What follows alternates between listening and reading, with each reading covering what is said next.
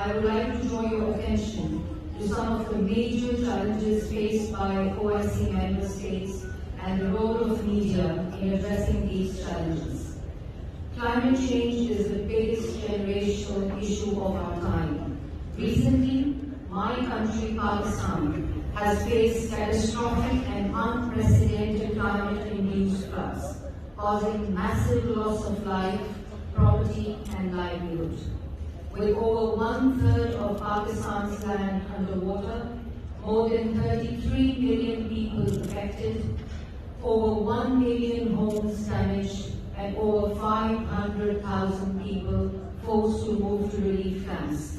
Climate-induced floods have resulted in losses estimated at $40 billion US.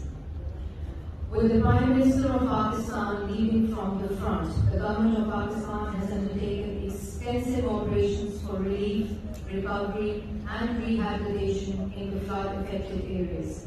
We are grateful to the international community, in particular OIC countries, for their invaluable contributions to the flood relief efforts.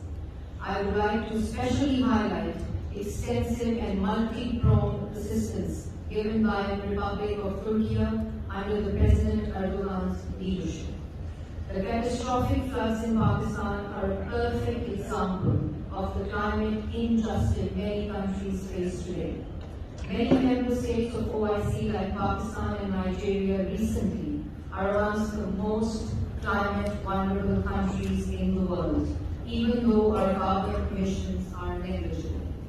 Media in the OIC member states has a responsibility to highlight and underscore the importance of urgent, unified, and decisive action by the international community to combat climate change and enhance climate financing, geared to